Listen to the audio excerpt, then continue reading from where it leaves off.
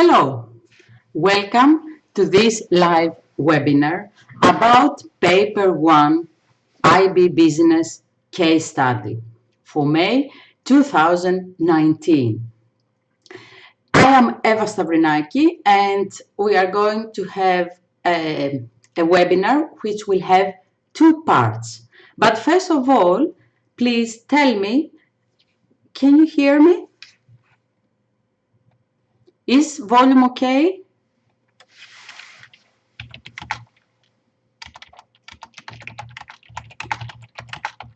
As you will see on the right side of your screen, you can pose any questions that you want. The first part will be through YouTube, where I will present you issues, tips, ideas about the paper one, and then we will have a live discussion in Zoom. In the meanwhile, whenever you want, you can pose any questions or comments on the right side of your screen.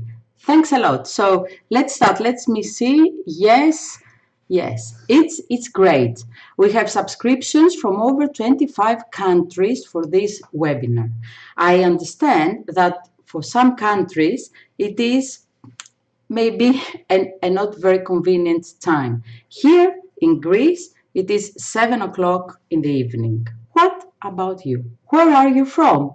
If you would like, you can introduce yourselves on the right side of the screen. But let's start.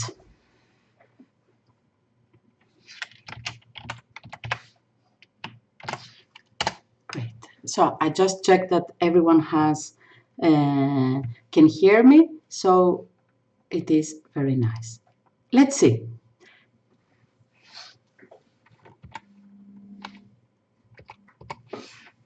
Okay, I have my presentation. Everything is ready. If there are any technical issues, our CTO is here to help. And let's start. A teacher's life. So we are all teachers and we all have challenges to face every day, even more now with the paper one and at this time of the year. I have three keywords here that I'm sure that we all recognize: planning, preparing, teaching, marking. Which are your main challenges for preparing your students for paper one? Would you like to share some ideas? Let's see. For example, time management. Number 2, are the deadlines at this period of the year for our IB2 students? Number 3, where do I start with paper 1? What can I do with this case study? How shall I plan the lessons for the students so that they get most out of it? So today we will see how we can engage students, how we can improve their progress, and how possibly we could save some time.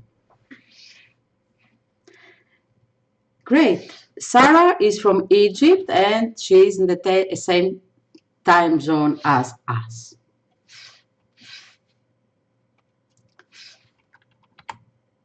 So our objective is engage, improve, and save time. Here we will see four steps of how we could teach paper one in class.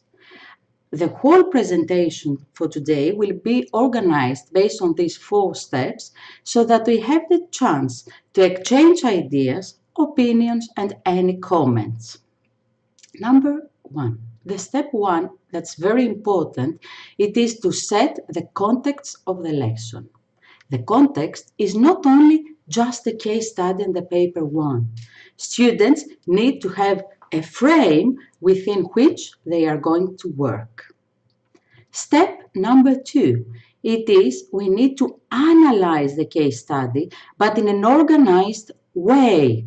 For example, by preparing presentations per chapter of units or in general per unit. We will discuss it in detail in a while. Step number 3, activities in class. Why are these important? In order to engage them.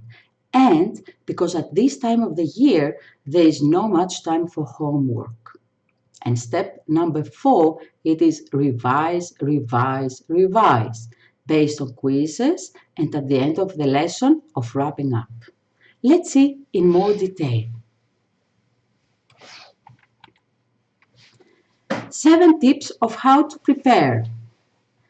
Let's talk less in class and let's let our students discuss about the case study, share opinions, and we will see in a while examples of activities about that.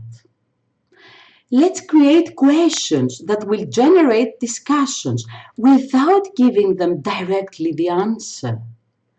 Let them discuss. Let them find in their books the answers. Let them find in the case study the answers. Then we need to link the case study with the syllabus. This is very, very important. As I am an IB examiner in paper 1, I've seen that although students apply very well in the case study, however, unfortunately, they lack application of theory. They lack to link with the appropriate theory from the book. As I say to my students, look, the examiner needs to see that at the end of the day, you have studied your course book and that you're able to apply it. That's why tips 3 and 4 is how they can actively engage through activities, through creative activities that we'll see examples in a while, and through revision quizzes and exam-style questions. I would propose that most of the work should be done in class, as our students are struggling with deadlines, internal assessments, and other deadlines at this period of time. I also propose and recommend, and of course, you can share with me and all of us any comments, to avoid giving them all the material together at this point. I understand that a lot of us may be using resources for paper 1, either the IB Genius paper 1 resources that we just started. Yes, we're a new company, we're new and innovative.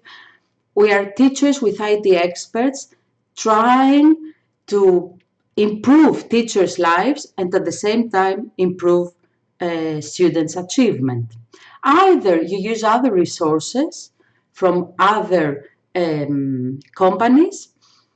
I propose that all resources are given to the students at the end before their study leave. What it means that at this point of time, we give them gradually the material. We try to engage them so that they try to find the questions. They try to find answers to the questions and engage more in our activities in class. And the last point, it is about the mock exam. When should we give them the mock exam? We are going to discuss it in more detail and in ways of how improving from the mock exam in a while. What I usually do, it is give them the mock exam before study leave, a week ago or something like that, so that we have the time to discuss it in class. But we will see everything in more detail in a while. The first thing about the case study, it is to understand the basics, to engage our students to understand the basics. I will tell you a story, and this is a true story. I have had students in the past that they first read the case study during their study leave. They were in class trying to engage in discussions, and they had never read the full case study before. So we need to find and devote some time in class to make sure that they have read at least once the case study, and also create the framework within which the company, RDM in this case, is operating. A steeple, a SWOT are very helpful. One tip about the steeple and the SWOT. please use steeple and SWOT or create steeples and SWOT that are based only on the case study so that students don't get confused from where the information comes from. They can do further research about the external environment or the country, yes, but the steeple and the SWOT as their business tools that could be asked in the exam should be directly linked only to the case study. Then, key terms. Some teachers ask me, yes, but why key terms? We don't have that many marks from definitions in the actual exam. That's true. We don't have many actual questions about definitions in the exam. It could be 2 marks, 4 marks maximum overall. But by identifying the key terms in the case study, by underlining them, highlighting them, or even writing in a separate Word document, it helps us and the students to identify the areas of the syllabus that we will focus in. And then it's ideal if we provide to the students or students on their own write also the definitions next to the key terms. This is a very good basis for the revision afterwards. The last part that for the preparation and for the basics of the case study is stakeholders. Very, very important. Why? It is very important to understand the relationships, and it is also very important, especially for higher level students, for their section C part of the paper 1, which we will discuss again in detail in a while. So a stakeholders analysis is important, and it is proposed that we do it in class, and then we group or sum up any stakeholder conflicts, stakeholders interest, and always link to the case study. Identify lines in the case study that describe or talk about stakeholders' opinions, ideas, situations. I'll show you here an example of a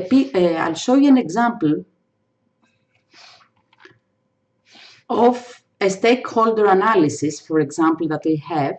Here it's an example of an RDM stakeholders analysis that it is currently in our e-learning, but I'm showing it to you. You could create it on your own if you're not subscribed, which at the end will be given to the students as well. So you see, we have 3 columns, the stakeholder group or individual we are talking about, what the theory talks about them, which are their main interests, and how this is applied to the case study. This will give a very good basis for section C for the assessment criteria of stakeholders analysis and evaluation. Do you have any questions up to here? Would you like to share something? Any questions? Let me check if we have any questions. Okay, good. Oh, from Indonesia, Turkey. I'm seeing now the comments. Great, welcome to all of you. Now, let's move on.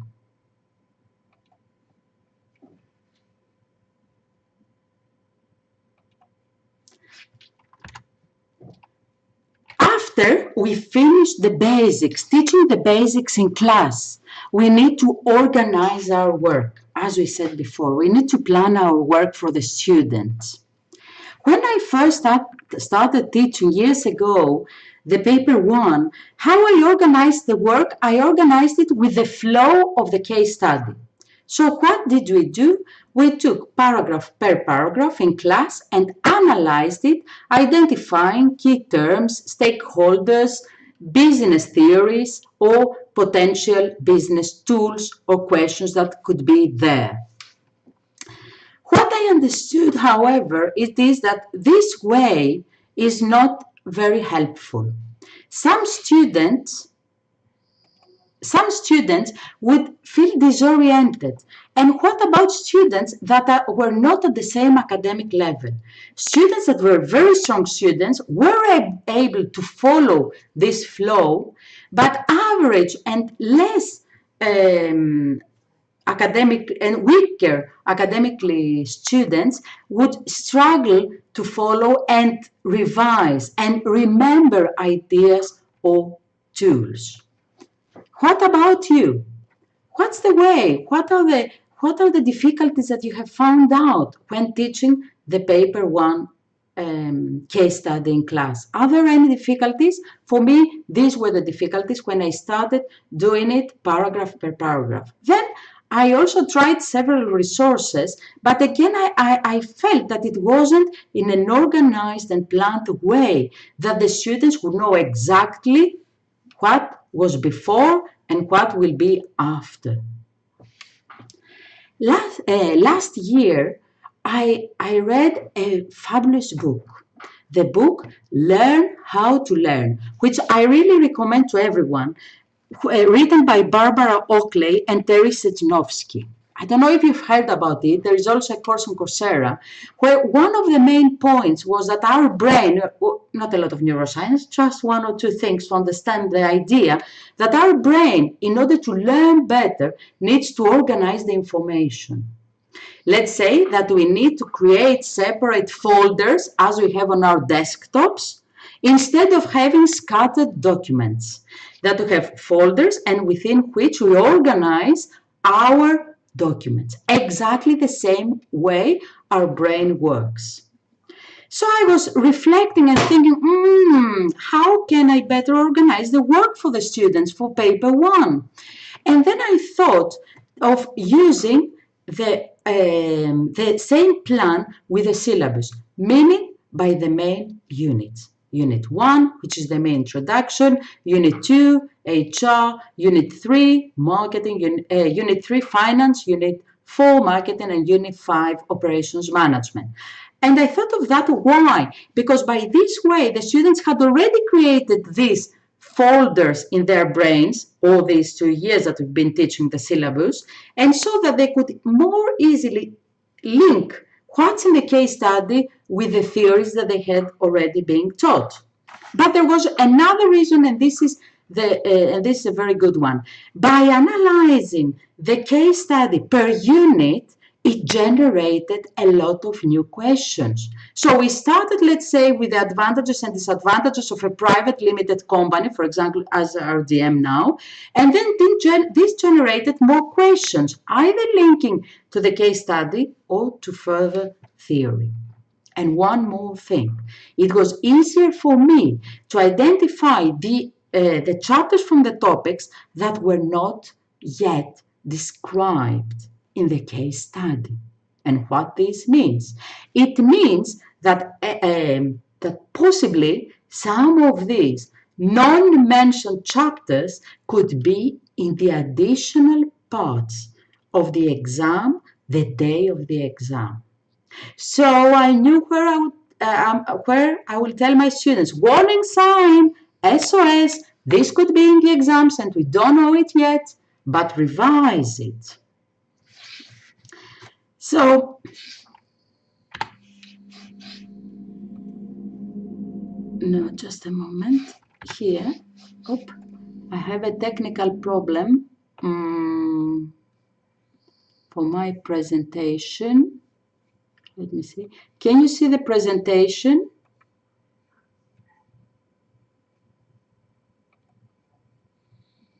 On the slide. Yes, here it is. So this is the idea of how this could be a way of organizing the work per unit. This is just a screenshot from the e-learning. I'm showing to you, it is the basics in the beginning, and then we have the analysis per topic. Do you have any other ideas how you organize or plan for the lessons, for the paper one? How do you plan your work so that you feel that there are folders on the student's brain rather than scattered documents or PDFs? Great. Okay. Thanks for your feedback that now you can see. So we can all see the same, we share the same screen. So any ideas? How have you worked up to now the paper one case study? Do you organize it per unit? Do you organize it per paragraph? Or any other idea that you would like to share with all of us up to now? Okay. Shall I move on?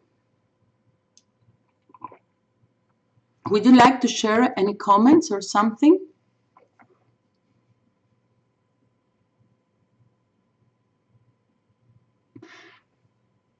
Okay. Sarah shares that we can add a lead with the concepts. You mean the Quagis concepts? Do you mean the Quagis concepts? We can discuss in that after on the Zoom. The concepts, the Quagis concepts, are not in the paper one. So we need to focus on the syllabus mainly on the paper one. This is what separates a lot the paper one from paper two. In paper one, we focus on the pre-seen case study, the additional information that's given on the day of the exam, of course, and on the 5 units of the syllabus. Okay, great. So I like that you all agree with how units can work perfectly. Yes, they do work perfectly. They have helped me a lot, and from my experience, they have helped students a lot. Even the key terms and definitions that we may have, I organize them per unit and not per line, so that we start putting in the boxes. Good. So this is your feedback here is very helpful. Let's go and see now. As we said before here, we need, apart from presentations, because the one thing is that we can create presentations for the class per unit. It is also to create activities and quizzes. For presentations, I am going to show you, let me see if I have it here. No, I don't have it in this print screen, sorry. You will see it on a while. I'm going to share with you after by email. Some of you could have it maybe from Facebook or from your IB coordinator's emails. I'm going to share with you a sample of a presentation that we have created in the e-learning for students. So we show the presentation in class step by step that has incorporated also activities. And then at the teacher's version, you can also see the answers. So we let first the students work on the activities and then we provide them with the answers. We don't provide them directly. Let's give them time to think over, explore, investigate, and evaluate the case study. Now, again, I would like to underline this. It is very important that the Quagis is not part of the paper one. It's only part of in paper two. We focus on the units. We focus on the case study. Let's move on and see for a while now the questions. What kind of questions we may have? We may have questions from different levels, I would propose. And maybe you can share also other ideas. Why questions from different levels? Because we have different academic levels in the class. So we need to have a different academic also approach, a differentiated learning in the class. We go step by step, so we gradually build the basis and build the knowledge for the case study in an organized way, as we say.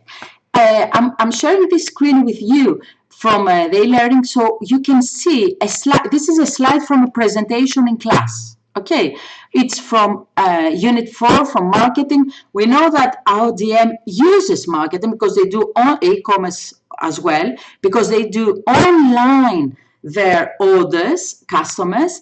And let's see some questions. We may see activity 1, which is the first level of questions. How is e-commerce used by our DM? Simple question that engages students to go back and search in the case study. We need to have they need to have every time the case study in class. So let's go back. Let's see which paragraph talks about e-commerce. And then we go and start a simple link with the theory, the first link, very important link, advantages and disadvantages of e-commerce. Students there may remember some advantages and disadvantages, or they may use their course book to find the answers. A further evaluation, which means that this triggers a reflection for questions of more marks, 4 or 6 marks questions, it's, for example, discuss. You see here we try to use command terms that are in the exams as well. Discuss the impact of e-commerce or IDM's marketing mix, which could be also an example of a question in the real exam in May. It could be because if you see in the syllabus and the syllabus objective, the learning objectives of each unit, the questions that we'll find in the May exams are actually directly linked to the learning objectives. So this is 2 questions, an example of questions from a presentation, from an already prepared presentation for students in the class. And this will generate even more ideas. And this will generate even more discussions or linking to the general marketing topic. For example, when we say here the marketing mix key term, then we may have a further discussion. Yes, but Miss, maybe students will tell me, you don't, the case study says that RDM has not a marketing plan. So this will generate a further discussion. We will go then to the next type of activities we can do in class, which are activities that link the case study with the syllabus with the use of the business tools. Again, here I'm showing you an example from a prepared presentation for students and teachers, which is from a higher level extension from a Lewis force field analysis. Of course, in the case study, there's nothing about Lewis force field analysis, but it's a great opportunity to revise 1.7. So what we ask here the students, without providing that yet the answers, it is, first of all, do you remember Lewis force field analysis? Where do we use it? For what reason do we use it? So they remember a bit what it is about, because I bet some students do not remember, and then we give them this activity and exam practice in class.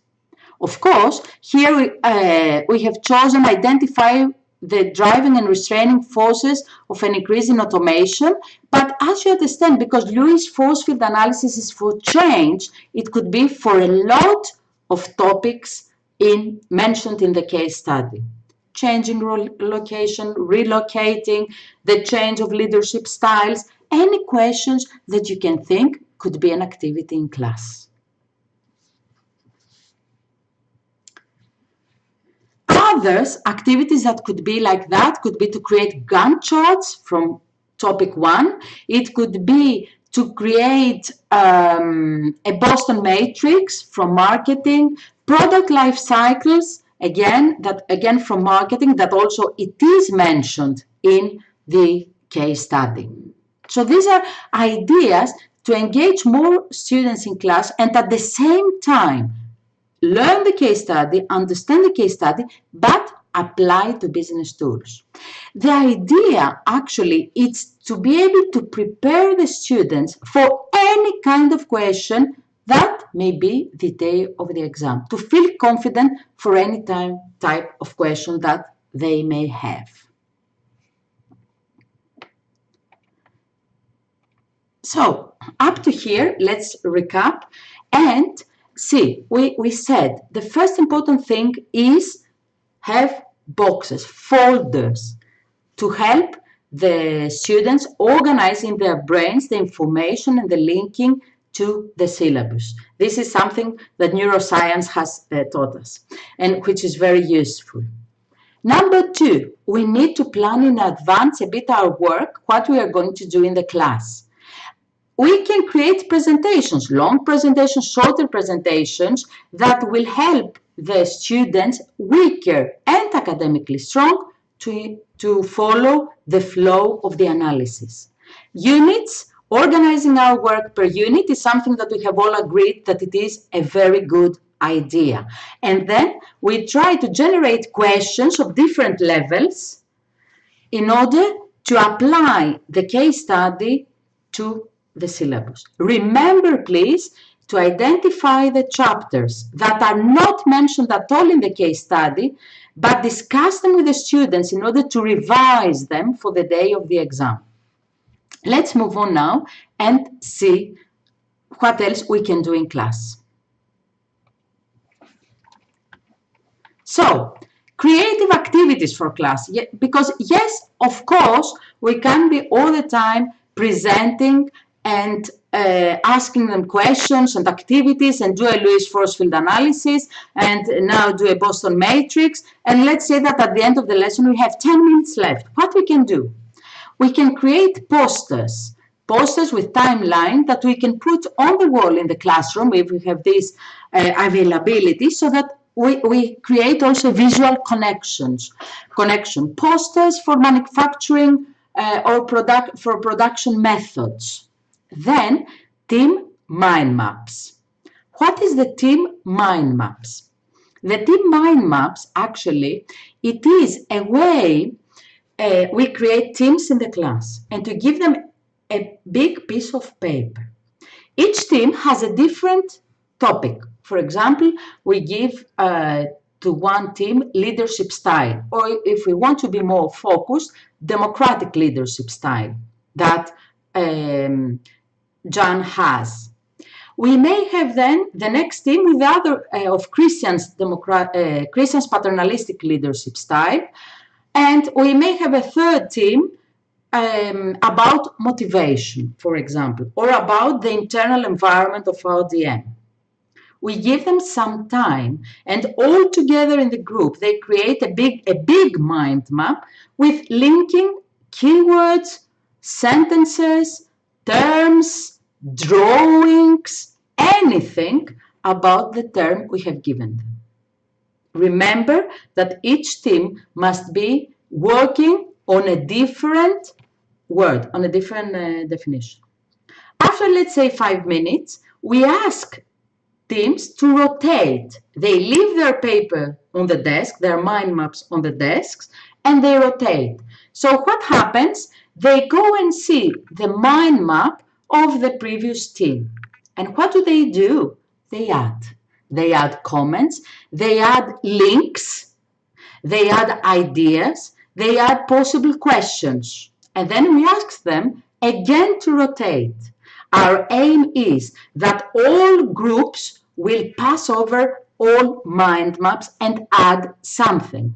Yes, at the end you may end up with some smileys or some, oh, great idea, some comments like that. But this is the nice thing. It's their own involvement as well, how they feel.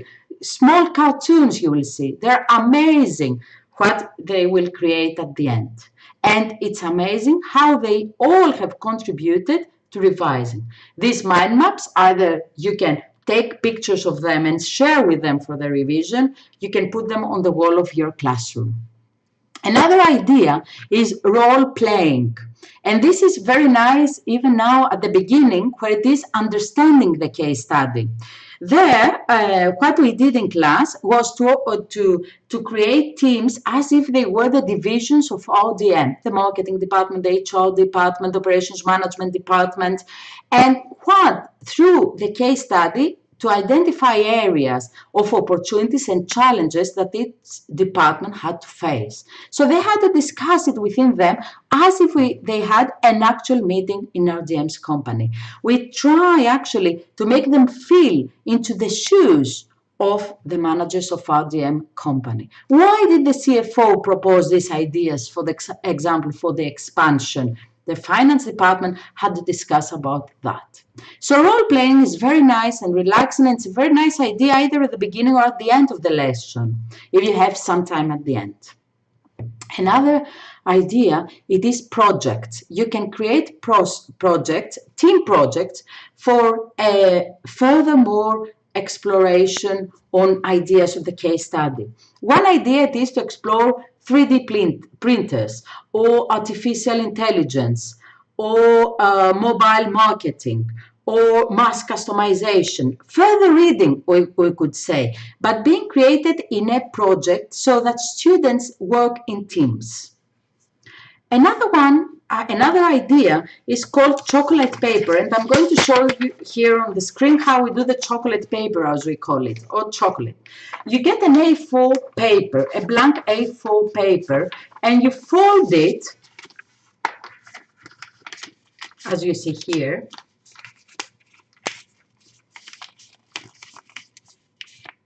so that actually, if you unfold it, you will see that you have created 16 small squares. Each student will get, or a team of students will get a folded paper like that. Again, you give them a key term. For example, let's say product life cycle. What they have to do, it is to unfold the A4 paper and in these 16 squares to write one keyword or any term or any idea from the case study that is linked to the product life cycle. Then, if they don't manage to get in the 16 for example, in 1 minute time that you give them, or 3 minutes, or anything regarding how much time you have and how many students you have in class, they give it to the student next to them. So the student next to them will read what has already been mentioned and add some more words. Again, a very nice idea. Fun. This has a lot of fun as well, of how to find linking words, terms, definitions, ideas between the syllabus and the case study. Do you have any other ideas or fun or creative activities that you implement into your class regarding paper 1? If you would like, please share it with us so we can discuss it in the comments area. Let's see. Or if you have any questions about these ideas that I shared with you. I'm showing to you again the activities, so have a look at them if you have any ideas.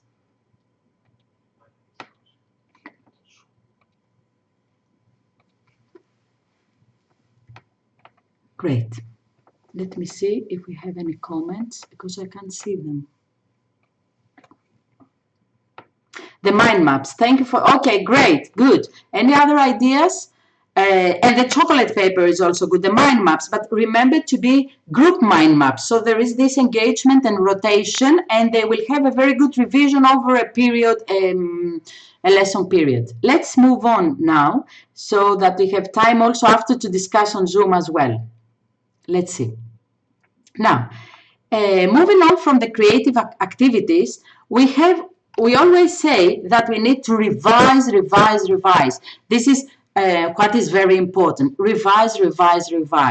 How can we furthermore revise? It is quizzes. Quizzes help a lot students, and it is fun for them, even if it's auto-marked quizzes. And you can get also a class report about them, as we do in the IB Genius. It is even better for teachers. Of course, you can use any free resources for quizzes like Quizlet, Kahoot, or any other resources like that.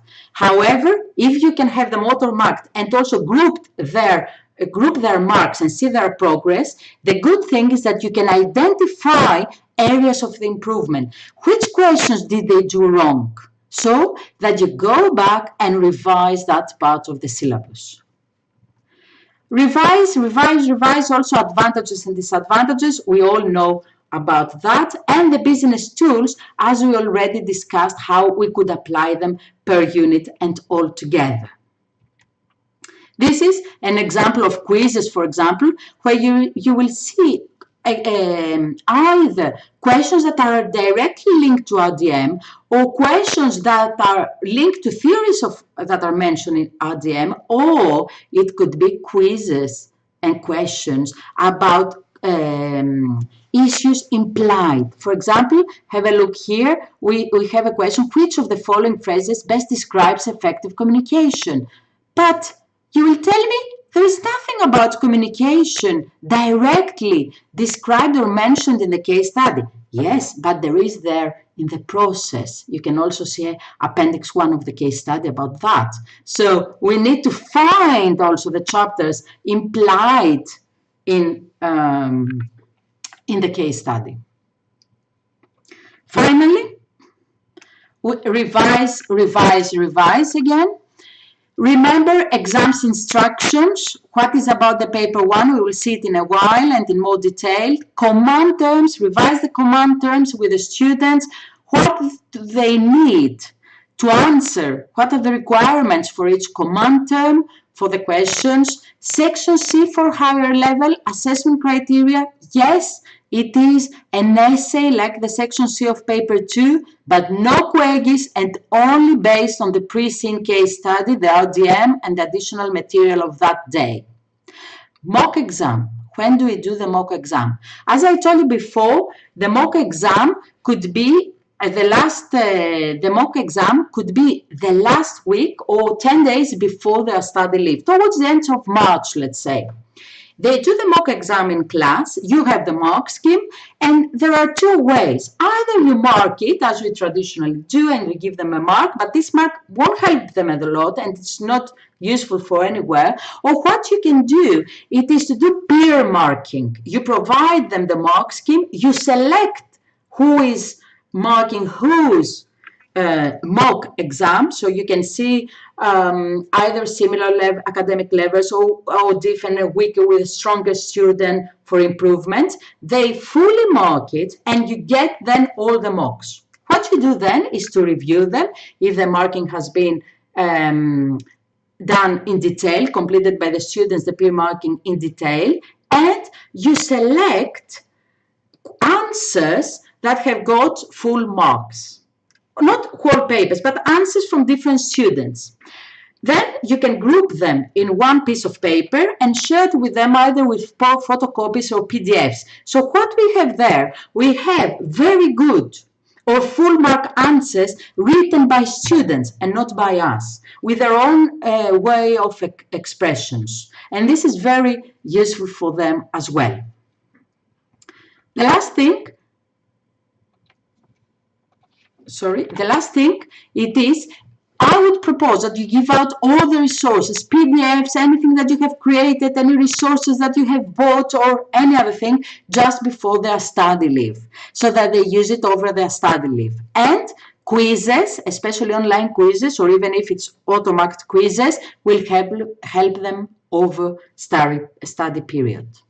Now we are getting to the last part here in order to specialize more on this paper 1 case study, and then we are able, if you want, to discuss in Zoom lively and brainstorm about ideas and possible questions. As I told you, and keep it as a tip, organizing per unit and creating presentations and quizzes will help you also think of questions that could be in the exams. Or if you're using resources, if you buy resources per unit, this again will help you a lot to think of questions that could be in the exam. Last thing, paper 1 actual exams in May.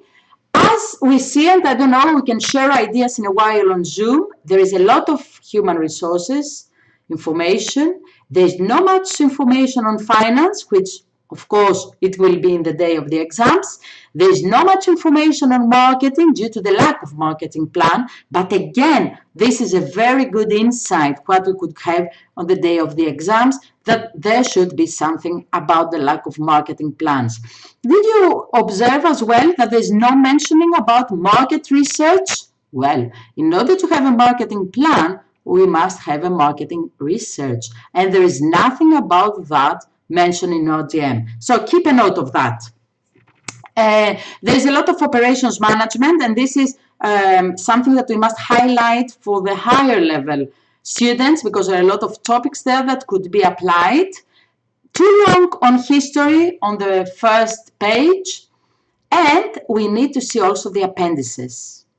Appendix 1, that has the process, can generate a lot of questions about process innovation, internal communication, external communication, automation, mass customization, artificial intelligence, new technologies, e-commerce are some of the topics that could be there. Always remind your students, balanced answer, advantages and disadvantages.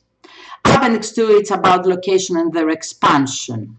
So, The last thing before we brainstorm that I would like to show you, it is the actual exams. Usually, from what we've seen up to now, there could be common questions for standard level and higher level in section A. Remind them that they have to answer 2 out of 3 questions. I had students that have answered all 3 questions by mistake. Section 2, they answer all questions. Additional material for a decision and calculations are needed. What could be there this year, for example, could be the new production line for aluminum, the aluminum bottles. Be careful and note, important note, usually here it's different for standard level and higher level students, and the higher level students get questions from their extension chapters of the higher level chapters. Section C must not be underestimated. It is 20 marks. There is additional information, few calculations usually, and again it's a decision to be made by the company. For example, the expansion location, country A, France, for example, or country B could be the Netherlands or Italy, for example. We can see it with Appendix 2, link with Appendix 2.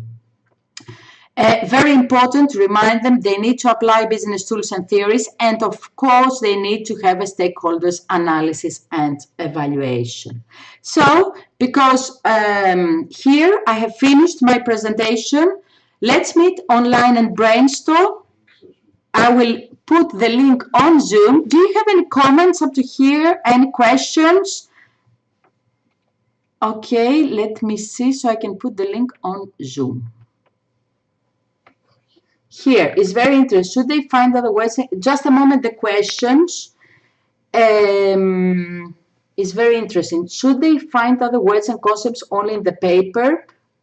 Well, that's very nice question, Cynthia. Yes, you can use it also for identifying or remembering other questions from the units, of course. The chocolate paper is very useful for any kind of idea that you want to create linking words, linking terms. I will give you now the link for Viber, not for Viber, sorry, for Zoom, if you would like to have a discussion there, if you have specialized questions, if you want to ask me something more. Yes, can you send it to me, please? Thank you. Will I see it in the IB? Okay, so.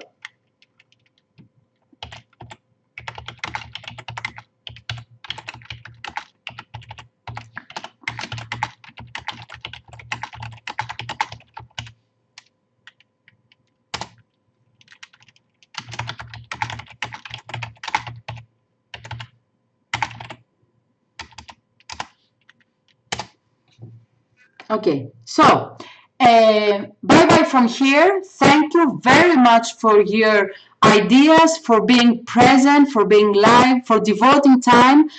We will meet in 1 minute. We will be in Zoom. Thank you very much.